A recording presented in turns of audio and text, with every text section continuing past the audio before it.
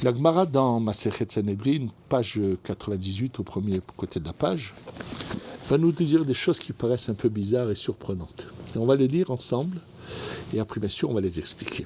Amar Rabbi Hanina, Rabbi Hanina nous enseigne, En ben David ba at shivakshu shitbakesh dag lachole velo yibatse. Le Mashiach ne viendra qu'au moment où on cherchera un poisson pour un malade et on ne le trouvera pas. Bien sûr, c'est surprenant. Qu'est-ce que cela veut dire? Et ensuite, un peu plus loin, ils emmènent des versets à chaque fois pour prouver ce qu'ils disent. Deuxième parole. Amar Rabbi Hama bar Hanina, En ben David ba at shetichle malchut hazolam Israël. Le Mashiach ne viendra que lorsque les dirigeants à 4 sous, c'est un peu ça ce que ça veut dire, c'est-à-dire des dirigeants de basse classe ordinaire seront exterminés, ils ne seront plus là. C'est le troisième dicton. Amar Ze'e Amar Rabbi Hanina, lui dit autre chose. En ben David ba atchichlu gasser arwach Misraël. Jusqu'à qu'on ils seront détruits les orgueilleux, les gens qui sont osés. Gasroir, c'est quelqu'un qui est pas seulement orgueilleux, mais qui est osé aussi. C'est le troisième. Quatrième. Rabbi Elazar bar Rabbi Shimon, En ben David ba, là il nous dit quelque chose de très surprenant, que Ben David ne peut venir que Achichlu, Kol Shoftim ve Shotrim. Donc on n'aura plus de juges ni de policiers. Et là c'est surprenant. Alors on va continuer, le cinquième. C'est autre chose. Et là, on va voir quelle est la suite de cela. Amaoula en Yerushalmi mifdet ela bitzdaka. Sheneemar tziyun bamishpat tipade veshavea bitzdaka. Que Yerushalmi viendra que lorsqu'on saura faire de l'aumône, on va expliquer ce que ça veut dire, il ramène un verset là-dessus. Alors, bien sûr, tout ça nécessite compréhension. Alors, je vous dis tout de suite, l'élève du Gaon de Vilna, qui a écrit un livre qui s'appelle Afikeyam, lui explique ces poissons ou bien toute la suite. Il a des preuves à cela du Tikkun Azor et tout. Il s'agit qu'il faut que le Erev Rav disparaisse. Il explique ces différentes catégories de Erev Rav. Et voilà. On dit Mema Marze Shen Achichlu Vidbareru Erev Rav Me Alma. Il emmène des preuves que le poisson, il emmène des preuves de Tikkun Azor. Bref, il a des preuves à cela. Et lui, selon lui, tout ce qui est marqué ici, il s'agit du Erev. Alors qu'est-ce que ça veut dire le Erev Rav? Le poisson, c'était le signe des premiers chrétiens. Oui, il a des preuves que je vous dis dans le Tikkun Azor, où c'est marqué Vayamen Adonai Dag Gadol, quand c'est marqué pour Yona, que Dieu lui emmène un grand poisson pour l'avaler. Il dit, c'est dans le Tikkun Azor, c'est marqué Da Samermem. C'est l'ange du mal, Samermem. Et Daga avec un He, c'est son épouse, la Médioud, je ne dis jamais son nom, c'est Li, en prélite, oui. Et Nahash, Badzouge. Maour Avahovel, dit ou Erev Rav, dit Mamash, il a des preuves, attention, il a des preuves plus que. Ils disent pour ça qu'ils ont dit Zacharnu Tadaga dans le désert. On se souvient des poissons. Alors, qui c'est qui a sorti ça? Qui c'est le Erev Rav pour le comprendre? Il faut savoir que lorsque le peuple est sorti d'Égypte, au départ, à l'époque de Yosef déjà, l'Égypte se partage en deux catégories d'individus. Il y a tout l'entourage de Pharaon, sur tous les princes, et il y a une bonne partie des Égyptiens qui sont sur la touche, qui eux voient que Yosef est un tzaddik, sont impressionnés. C'est à eux que Yosef va faire la Brit Mila. Et c'est eux que Yosef va les mettre carrément en dehors, dans des villes, va séparer les deux catégories d'Égyptiens. Alors ceux auxquels Yosef fait la Brit Mila, Donc il leur enseigne le monothéisme, un seul Dieu, et ainsi de suite. Eux, ce n'est pas eux qui vont assujettir le peuple d'Israël. Le pharaon voit ça et se dit on va devenir minoritaire, puisqu'une partie des Égyptiens sont passés de l'autre côté. Et donc, après la mort de Yosef, pharaon dit on va détruire le peuple d'Israël. Automatiquement, ces Égyptiens vont revenir. Ils vont devenir des Égyptiens comme nous. Et finalement, ce n'est pas le cas. Maintenant, quand Akadosh Baruch Hu demande à Moshe de faire sortir le peuple d'Israël, Moshe, pour des raisons que la Kabbalah nous explique, veut également sauver ces Égyptiens. C'est eux qu'on appelle le Erev Rav. Il fait sortir ces Égyptiens avec le peuple d'Israël. Sachez que finalement, aucun d'entre eux ne va rentrer en Eretz Israël. Ils vont tous mourir dans le désert. Mais c'est eux qui ont fait le veau d'or. C'est la tête de ces Égyptiens qui vont faire le veau d'or. C'est à chaque fois qu'il y a le mot Am dans la Torah, on fait allusion à eux. C'est eux qui vont provoquer toutes les catastrophes. Et pour cela, il est dit dans les écrits du Harizal que comme Moshe, c'est lui qui a provoqué et qui, à cause de ça, le peuple d'Israël a fauté, la Neshama de Moshe revient une fois tous les 50 ans. Et quand elle revient une fois tous les 50 ans, elle est chez un grand rave qui va mettre en garde, faites attention, ne suivez pas le Erev Rav.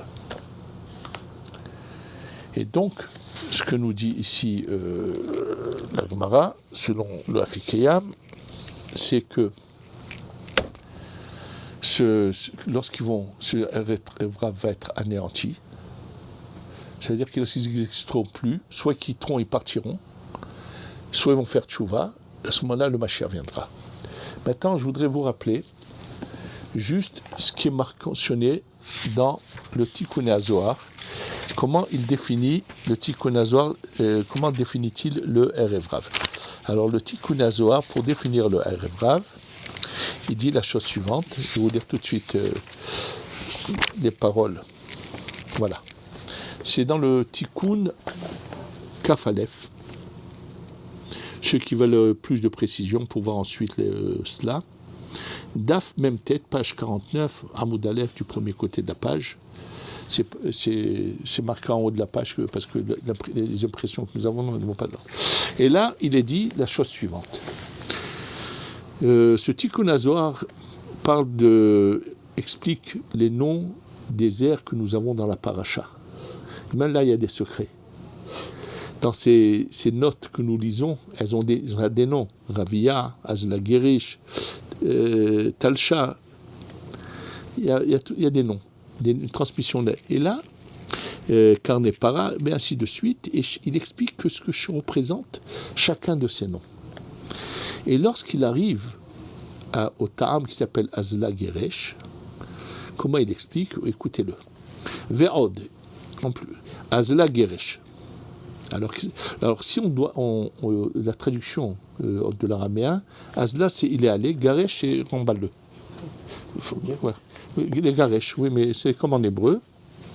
Et Azla, c'est aller. Shechinta Amrat Lekutsha Beruchu.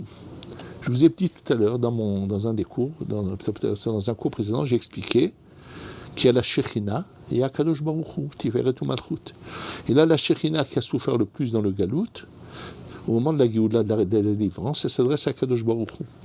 Qu'est-ce qu'elle lui dit? Elle utilise le verset qu'a utilisé Sarah pour qu'on envoie Agar. Qu'est-ce qui est marqué dans ce verset? Garesh Ha'ma'azot ve'ed bena. Quand Sarah dit à Abraham, renvoie Agar et son fils. Bon, mais ça c'était à l'époque de Sarah avec Agar et Ishmaël.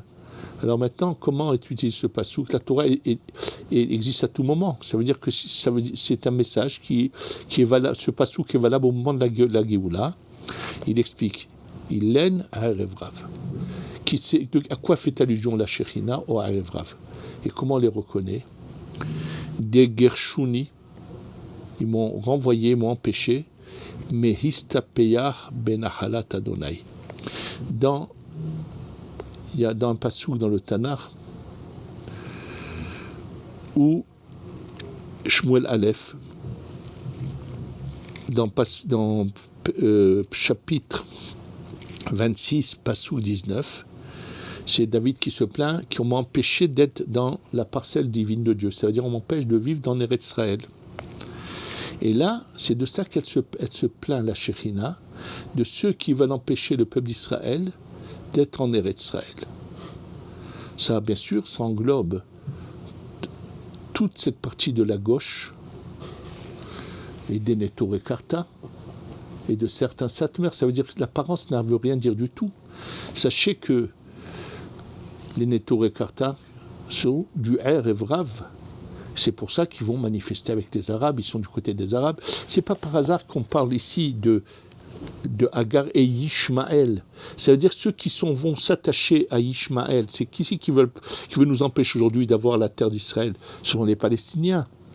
Alors, ils puisent leur force dans le Arevrav, qui leur donne cette force, et il te dit, qu'est-ce qu'elle va dire la Shekhinah? Gareshlon mina almaden, renvoie-les de ce monde-là, et également du monde prochain, du 7e millénaire, Omer alma de athé. De là, yere lon hulaka im Israël, qui n'est pas de part avec Israël. Donc, c'est la définition du Arevrav ici, de notre époque, est mentionnée dans ce que je vous l'ai dit, Tikkun HaZohar. Et pas seulement, je vais vous dire une chose, il n'y a pas que eux. J'entends souvent des âneries. Il n'y a pas de mitzvah d'habiter en Eretz Israël aujourd'hui, il n'y a pas de mitzvah de partir. C'est des âneries que disent des pauvres malheureux qui tiennent à voir leur petit public autour d'eux, dans leur synagogue, dans leur patelin où ils sont. Ils ont peur que leurs fidèles les quittent, ils se retrouvent seuls, ils n'auront pas un public autour d'eux. Mais il faut le savoir, accorder que la définition. Et bon, en tous les cas, donc selon le Afikeyam. Et je voudrais vous rajouter, moi, une explication sur la deuxième partie de ce qu'on vient de lire. En fait, à quoi sert un juge et la police? C'est pour faire la justice, et la police pour faire respecter l'ordre. Ce qu'il faut savoir, c'est que si les gens s'entendent, il n'y aura pas de justice ni de policiers.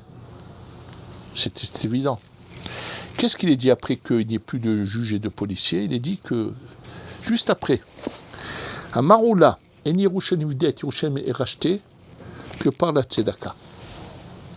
Alors sachez que dans la Gemara, dans Masechet Baba Metzia, il est dit, je vous préfère vous lire le texte à l'intérieur, le voilà, Baba Metzia, je vais tout de suite vous lire les mots dans le texte. Voilà, ici.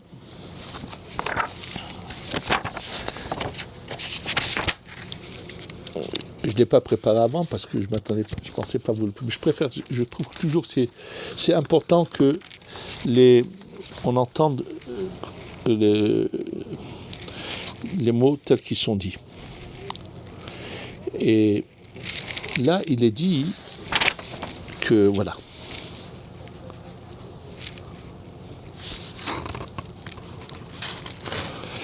Il dit que Yerushalayim n'a été détruite parce que c'est Rabbi Yochanan, voilà.